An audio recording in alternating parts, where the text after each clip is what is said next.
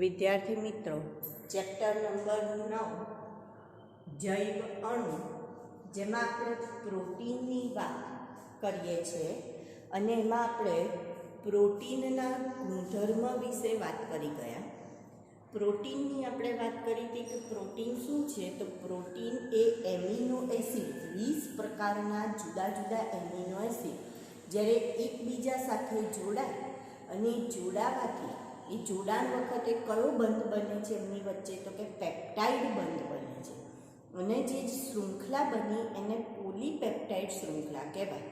તો જ્યારે પોલીપેપ્ટાઇડ શૃંખલાઓ એ બને છે, નિર્માણ પામે, તો એને આપણે શેના તરીકે ઓળખીએ છીએ? પ્રોટીન તરીકે ઓળખીએ છીએ. તો એનો મતલબ 20 પ્રકારના એમિનો એસિડ હોવાના કારણે એને આપણે શું કહીએ છીએ? વિષમ પોલિમર તરીકે પણ ઓળખીએ છીએ. શેના તરીકે ઓળખીશું? વિષમ પોલિમર તરીકે પણ ઓળખીશું. ત્યાર પછી આપણે એના ગુણધર્મોની વાત કરી ગયા, પ્રોટીનના ગુણધર્મ. પછી હવે આપણે એનું મહત્ત્વની વાત કરીશું. મહત્ત્વ અથવા તો એના કાર્ય, કે પ્રોટીન શું કામ કરે છે અથવા તો પ્રોટીનનું મહત્ત્વ શું. તો સૌથી પહેલું આપણે એવું કહીએ કે જ્યારે આપણે કોષરસ પટલની વાત કરી હતી ત્યારે આપણે એક વાત કરી હતી કે કોષરસ પટલના બંધારણમાં જે પ્રોટીન આવેલા છે એ પ્રોટીન સક્રિય વહનમાં ભાગ લે છે. એટલે કે કોઈ અણુને સંકેન્દ્રણ ઢોળાંશની વિરુદ્ધ દિશામાં, એટલે ઓછાથી વધુ તરફ લઈ જવું હોય ત્યારે આ પ્રોટીન વાહક અણુ તરીકે કામ કરે છે અને કોઈપણ અણુને કોષરસ પટલની આરપાર પસાર થવામાં મદદરૂપ થાય છે. તો એનો મતલબ એનું પહેલું મહત્વ શું થયું? તો કોષરસ પટલ દ્વારા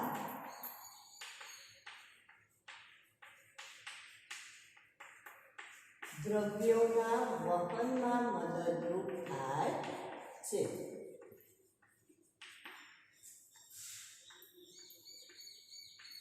બરાબર? એટલે કે વાહક અણુ તરીકેની કામ કરશે અને મદદરૂપ થશે વાહક અણુ તરીકે. પછી જીવરસના બંધારણમાં પણ પ્રોટીન રહેલો છે. શેના બંધારણમાં? જીવરસના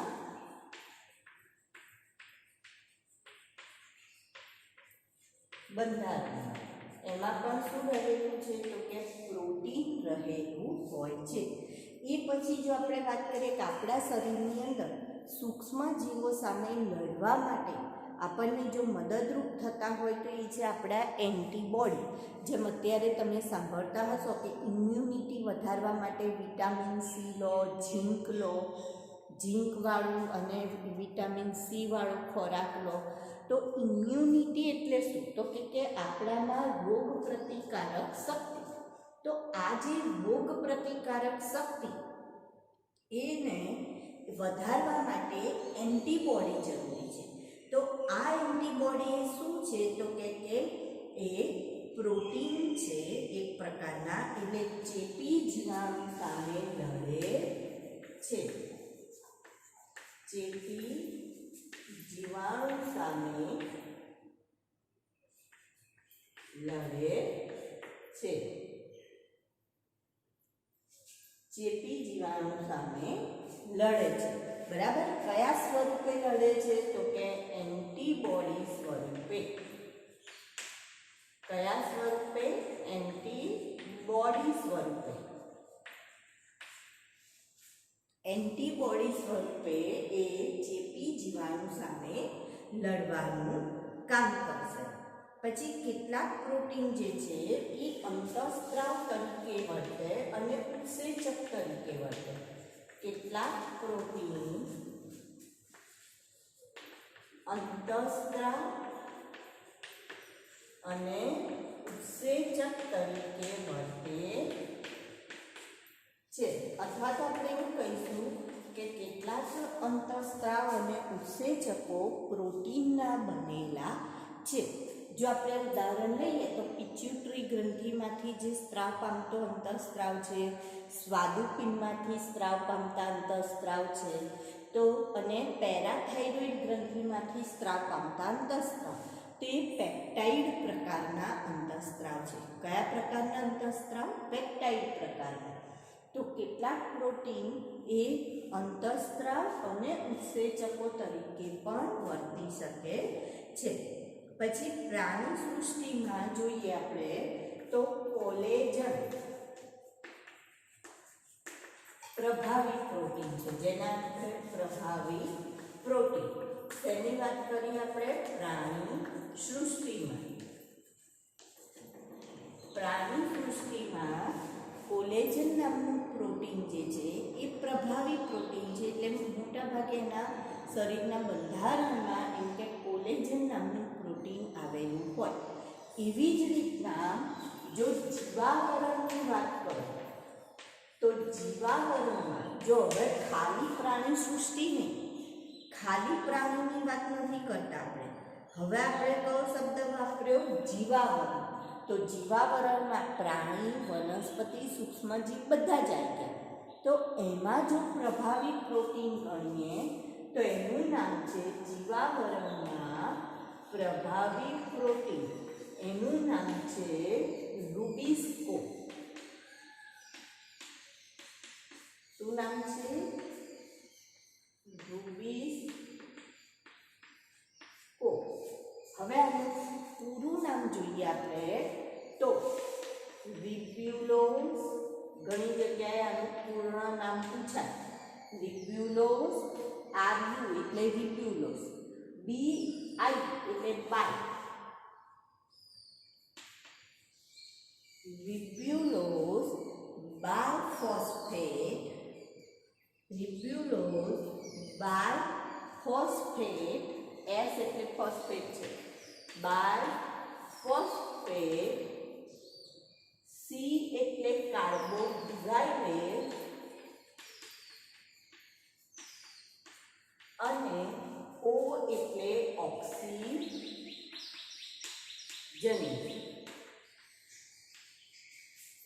તો આ એનું પૂર્ણ નામ છે રિબ્યુલોસ બાયફોસ્ફેટ કાર્બોક્સિલેઝ ઓક્સિજનેસ. હવે આવું કેવી રીતના નામ છે? તો આખા જે સમગ્ર આપણે વાત કરીએ જીવાવરણ કે પૃથ્વી પર જેટલા પણ ઉત્સેચકો જોવા મળે એ ઉત્સેચકો, દરેક ઉત્સેચક એ કોઈ એક જ વિશિષ્ટ કાર્ય કરતું હોય. ધારો કે હું તમને લાઇપેઝ ઉત્સેચકનું ઉદાહરણ આપું તો લાઇપેઝ ઉત્સેચક એ માત્ર લિપિડનું જ પાચન કરે, પછી એ સિવાયનું એને બીજું કોઈ કામ હોય નહીં. પણ આ એક જ ઉત્સેચક એવો છે, રુબિસ્કો જ એવો છે કે જે બે કામ એક સાથે બે કામ કરી શકે છે. કયું કયું કામ કરી શકે છે? તો કે કાર્બોક્સિલેઝનું કામ કરી લઈને જો કાર્બન ડાયોક્સાઇડ વાતાવરણમાંથી મળે ત્યારે એ કયા તરીકે વર્તશે? તો કે કાર્બોક્સિલેઝ તરીકે વર્તી કાર્બોક્સિલેશનની પ્રક્રિયા કરશે. અને જ્યારે CO2 ના મળે ને O2 મળે, વધારે માત્રામાં O2 મળે તો એ ઓક્સિજનેસ તરીકે વર્તશે અને ઓક્સિડેશનની પ્રક્રિયા કરશે. તો એનો મતલબ આ એક જ ઉત્સેચક એવો છે કે જે બે કાર્યો કરી શકે છે, કાર્બોક્સિલેશન પણ કરી શકે અને ઓક્સિજનેશન પણ કરી શકે છે. તો કાર્બોક્સિલેઝ એન્ડ ઓક્સિજનેસ એનું નામ આપેલું છે, રિબ્યુલોસ બાયફોસ્ફેટ કાર્બોક્સિલેઝ એન્ડ ઓક્સિજનેસ. તો આ પણ એક પ્રકારનું પ્રોટીન છે. એનાથી આગળ જોઈએ તો આપણા જે સ્નાયુ છે એ સ્નાયુમાં એક્ટિન અને માયોસિન નામના પ્રોટીન હોય. સ્નાયુમાં કયા પ્રોટીન છે? તો કે એક્ટિન અને માયોસિન નામના પ્રોટીન શેમાં છે? સ્નાયુમાં છે, બરાબર. અને એવી જ રીતના પક્ષમાં, કસા અને જે ફ્લેજેલાની વાત કરીએ એટલે પક્ષમાં, તો પક્ષમાં પણ સંકોચનશીલ પ્રોટીનની બનેલી હોય છે. એટલે કે આ જે એક્ટિન માયોસિન છે એ પણ સંકોચનશીલ છે, એટલે એનું સંકોચન થઈ શકે. જો હું હાથ હલાવી શકું છું, જો સ્નાયુ સંકોચનશીલ પ્રોટીનના ના બનેલા હોત તો આ હાથ આમનો આમ જ રહે, આ વળી શકે નહીં. એટલે એક્ટિન અને માયોસિન જે સ્નાયુઓ છે એ પણ પ્રોટીનના બનેલા છે. એવી જ રીતના પક્ષમાં જે છે એ ફ્લેજેલિન નામના પ્રોટીનનું બનેલું છે. અને આ બધા પ્રોટીન કેવા છે તો કે સંકોચનશીલ પ્રોટીન હોય છે. તો આ પણ પ્રોટીનનું શું કહેવાય, મહત્વ થયું કહેવાય. એવી જ રીતના ત્વચામાં જે મેલેનિન છે, આપણી જે ત્વચા છે એની અંદર મેલેનિન નામનું દ્રવ્ય છે જે ત્વચાને શું આપે છે, રંગ આપવાનું કામ કરે છે. તમે જો ફેર એન્ડ લવલીની એડવર્ટાઇઝ જુઓ તો એમાં જોયું હશે કે પેલું ફેર એન્ડ લવલી એના ઉપર પડે એટલે પેલા મેલેનિનના કણો ઓછા થઈ જાય અને એમ કે એની ત્વચા ગોરી થઈ જાય એવી એડવર્ટાઇઝ બતાવે છે. બરાબર. તો જે ત્વચા છે એમાં જે મેલેનિન છે, મેલેનિન પણ શું છે તો કે એક પ્રકારનું પ્રોટીન છે. આ પ્રોટીનનું સ્વરૂપ છે અથવા પ્રોટીન છે, તો એ પણ રંગ આપવા માટે જવાબદાર છે. એવી જ રીતના જો પ્રકાશ સંશ્લેષણ માટે જરૂરી કયું રંજક દ્રવ્ય છે તો કે ક્લોરોફિલ. તો જે ક્લોરોફિલ છે એ મેગ્નેશિયમ ધરાવતું સંયુગ્મી પ્રોટીન છે. મેગ્નેશિયમ ધરાવતું શું છે, સંયુગ્મી પ્રોટીન. તો એ પણ એક પ્રકારનું પ્રોટીન છે જે વનસ્પતિમાં પ્રકાશ સંશ્લેષણ માટે જરૂરી છે. શેના માટે જરૂરી છે, પ્રકાશ સંશ્લેષણ માટે જરૂરી. તો એનો મતલબ પ્રોટીન જો આપણે જોઈએ નાના બાળકોની વૃદ્ધિ માટે જરૂરી છે. ઘણા તો ખબર છે મોટા થયા પછી પણ મસલ્સને એવું બનાવવા માટે પ્રોટીનનું પાવડર પીતા હોય છે. અને તમે જો હમણાં પણ એડવર્ટાઇઝમાં એમાં જોતા હો તો આવે છે કે તમારે જો 40ની ઉંમર પછી પણ ફિટ રહેવું હોય તો પ્રોટીનનો પાવડર પીવો જોઈએ. તો ટૂંકમાં તમારા સ્નાયુઓને મજબૂત બનાવવા માટે, વૃદ્ધિ વિકાસ માટે પણ પ્રોટીન જરૂરી છે. તો આ પ્રોટીનનું શું થયું કહેવાય, મહત્વ થયું કહેવાય. બરાબર. હવે એની સંરચનાની વાત કરીએ આપણે. મહત્વ પછી હવે એની શું આવશે, સંરચના. મેં તમને કહું છું કે આપણે આ જે પ્રોટીનનો મુદ્દો છે એની અંદર બધા જ મુદ્દાને શું કરી દીધેલું છે, જુદા જુદી રીતના મુખ્ય મુદ્દા બનાવીને આપણે એની વાત કરીશું. બરાબર. પહેલો મુદ્દો, મુખ્ય મુદ્દો કયો લીધો, ગુણધર્મ. બીજો મુખ્ય મુદ્દો એનો શું લીધો આપણે, એનું મહત્વ અથવા કાર્ય. હવે ત્રીજો મુદ્દો કયો લઈશું, સંરચના. તો પ્રોટીનની જો સંરચનામાં વાત કરીએ તો એમાં કહે છે કે એક સરખા અથવા બે ભિન્ન પ્રકારના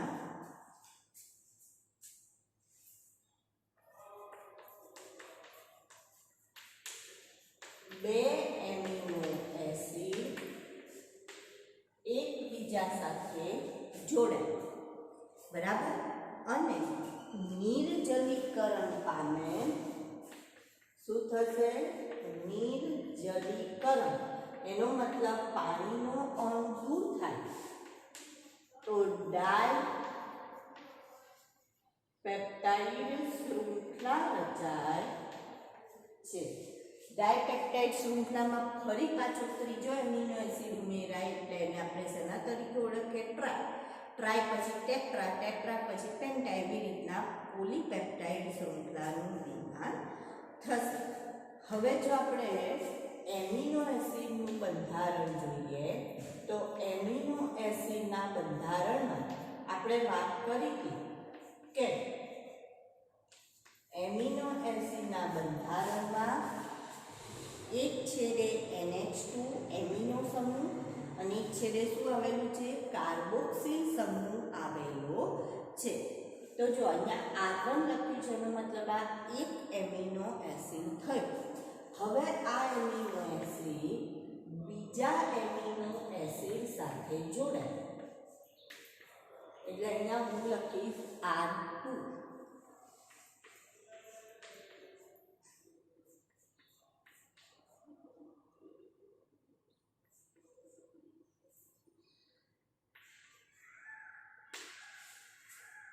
NH2 ને આપણે આ રીતના લખીએ છીએ. તો હવે અહીંયા પાણીનો અણુ દૂર થશે. પાણીનો અણુ શું થશે? દૂર થશે. તો એના કારણે આ બંધારણ નિર્જલીકરણ એટલે પાણીનો અણુ દૂર. નિર્જલીકરણ પાણીનો અણુ દૂર થશે. તો હવે આપણને કેવું જોવા મળશે? તો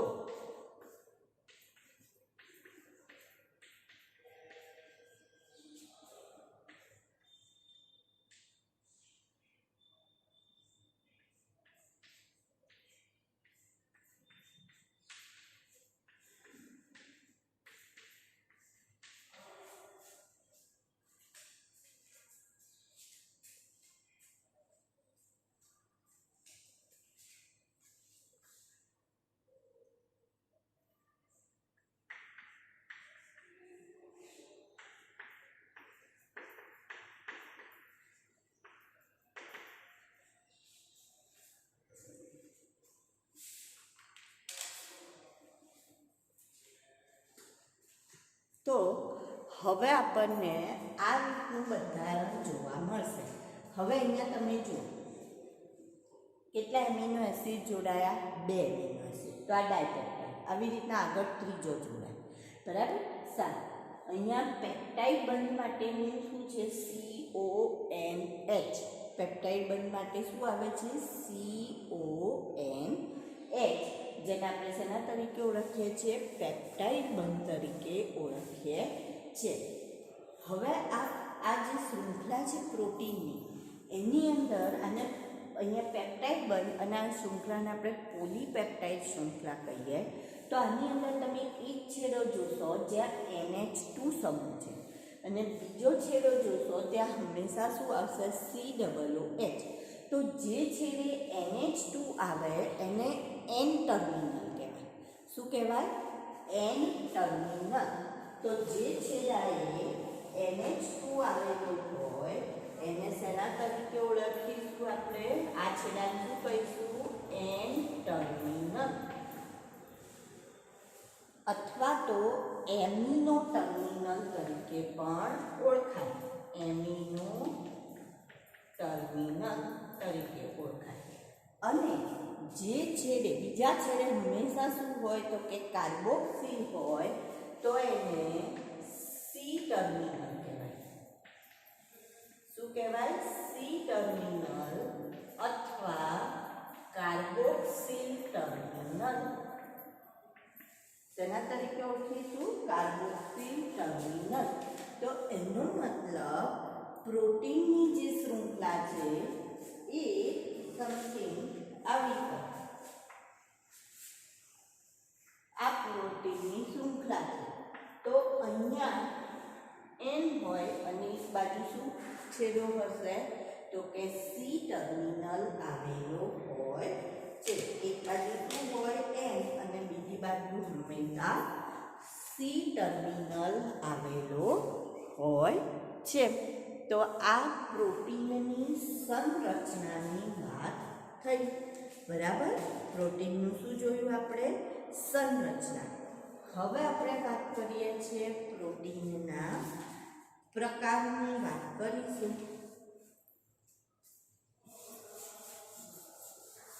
સંરચના પછી પ્રકાર.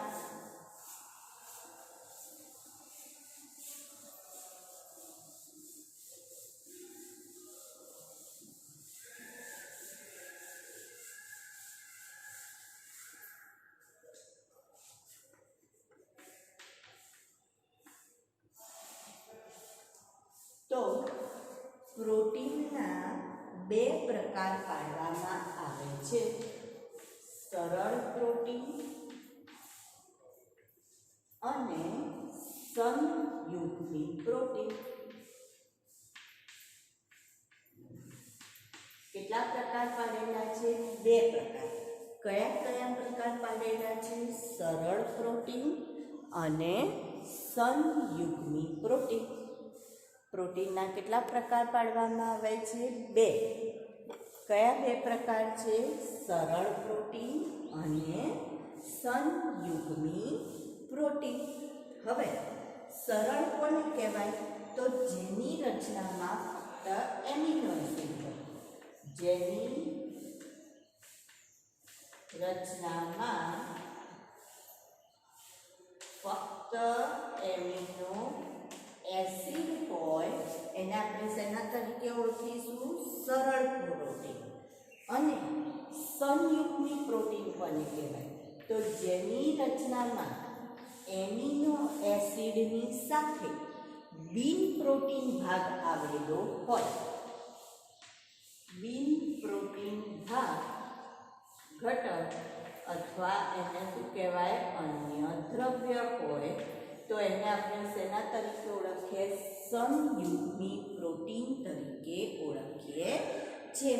ધારો કે આપણે ઉદાહરણ લઈએ તો હરિતકણમાં જે ક્લોરોફિલ આવેલું છે એ ક્લોરોફિલમાં હરિતકણનું જે ક્લોરોફિલ છે એ ક્લોરોફિલમાં એમિનો એસિડ તો છે જ, પણ એની સાથે બિન પ્રોટીન ભાગ તરીકે શું આવેલું છે? તો કે મેગ્નેશિયમ આવેલું છે.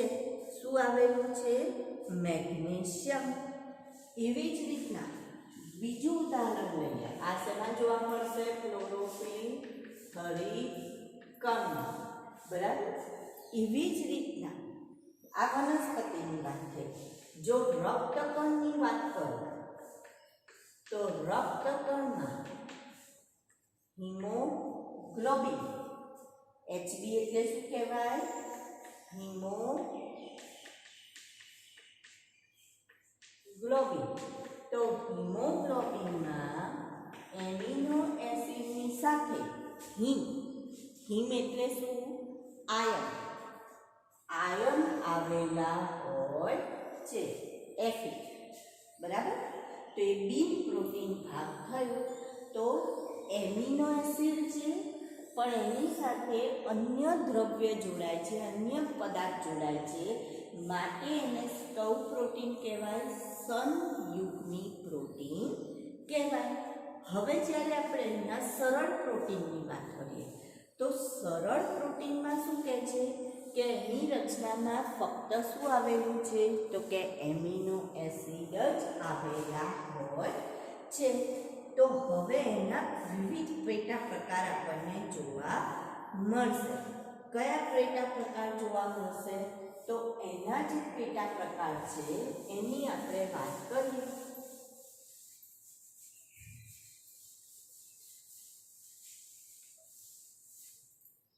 તો એમાં પહેલું આવશે પ્રાથમિક પ્રોટીન, બીજું આવશે દ્વિતીયક પ્રોટીન,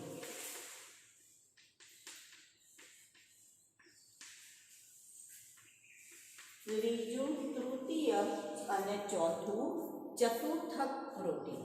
તો આવા એના પ્રકાર પડશે. પ્રાથમિક, દ્વિતીય, તૃતીય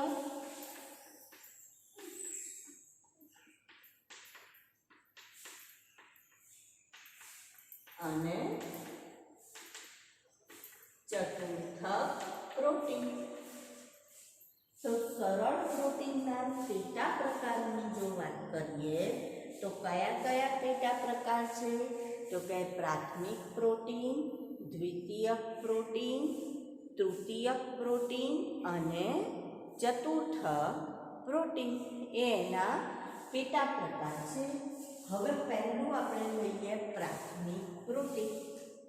તો આપણે શું કહ્યું કે સરળ પ્રોટીન કોને કહીએ? જેમાં એમિનો એસિડ એકલો જોડાયેલો હોય.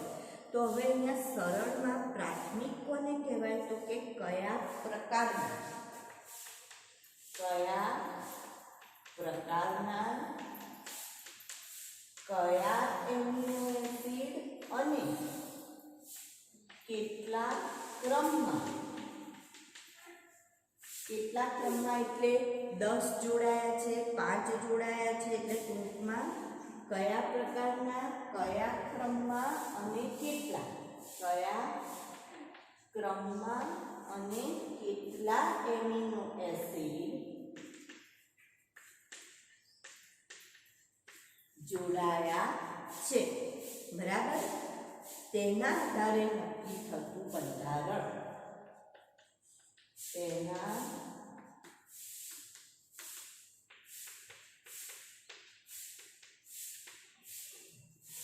આધારે નક્કી થતું બંધારણ. એ કયું બંધારણ કહેવાય તો કે પ્રાથમિક પ્રોટીન કહેવાય. કયા પ્રકારના એમિનો એસિડ કયા ક્રમમાં અને કુલ કેટલા એમિનો એસિડ જોડાયા એના આધારે બંધારણ નક્કી થાય અને આપણે પ્રાથમિક એમિનો એસિડ કહીશું, પ્રોટીન કહીશું.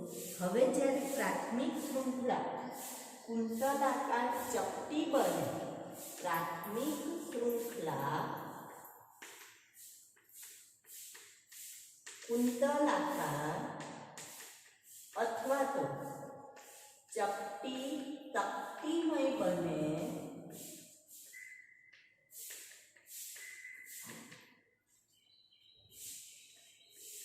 તો એને શું કહેવાય? દ્વિતીયક પ્રોટીન કહેવાય.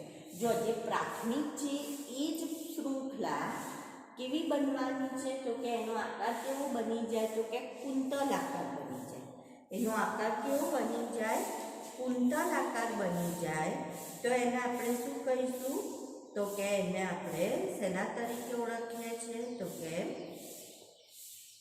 આ રીતના. જો અહીંયા જે રચના છે એમાં આપણને આ રીતના જોવા મળશે, બરાબર, એક N છેડો અને બીજો C. હવે આ જ પ્રાથમિક પ્રોટીનની રચના એ કેવી બની જાય તો કે કુંતલ આકાર બની જાય. આવી કુંતલ આકાર બની જાય તો એને આપણે એટલે હવે આમ જોવું હું તમને બતાવું.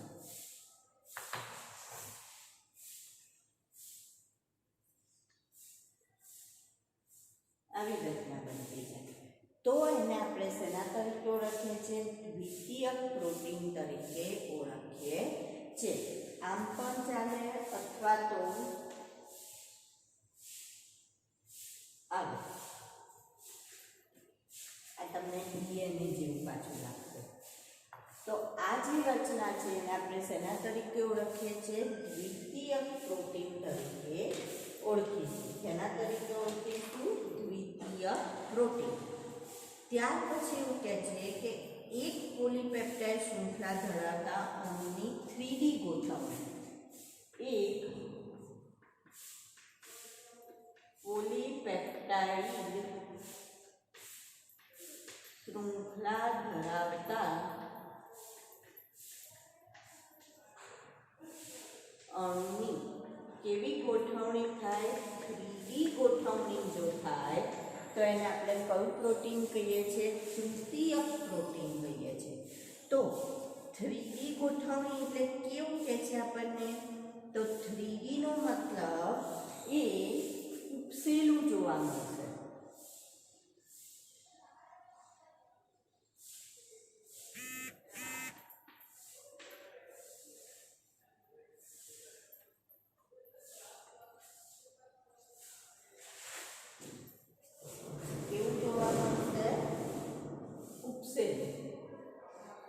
તો જ્યારે ઉપસેલી રચના જોવા મળે તો એ ઉપસેલી રચનાને આપણે શેના તરીકે ઓળખીએ છીએ?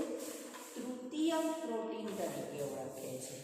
અને છેલ્લે 3D સ્વરૂપ જ્યારે ગોળાકાર અથવા રેસામય બને, આ જે 3D સ્વરૂપ છે એ ગોળાકાર અથવા રેસામય બને તો એને શેના તરીકે ઓળખાય તો કે ચતુર્ભુજ પ્રોટીન ઓળખાય છે. શેના તરીકે ઓળખીશું? ચતુર્થક પ્રોટીન તરીકે ઓળખીશું.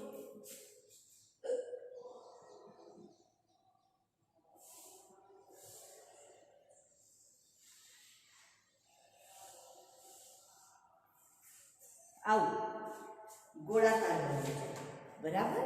તો એના ઓળખે છે ચતુર્થક તરીકે ઓળખીએ છીએ. શેના તરીકે ઓળખીશું? ચતુર્થક તરીકે ઓળખીએ છીએ. અહીંયા કયો ટર્મિનલ આવશે? તો કે એન અને અહીંયા સી ટર્મિનલ આવે છે. આવી રીતના ચતુર્થક જે 3D સ્વરૂપ છે એ 3D સ્વરૂપ એ ગોળાકાર બની જાય છે અથવા રેસામી બને છે. તેને શેના તરીકે ઓળખાય? ચતુર્થક તરીકે ઓળખાય છે. હવે જે ચતુર્થક પ્રોટીન છે એના નિર્માણમાં એવું કહે છે કે કયા કયા બંધ ભાગ લેશે. આમાં ઉદાહરણ કયું આવશે? તો હિમોગ્લોબિન જે છે, હિમોગ્લોબિનની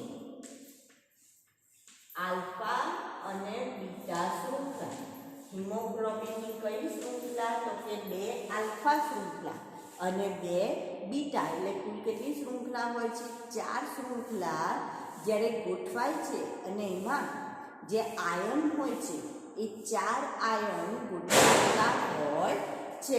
કેટલા આયન? તો કે 4 આયન. તો 1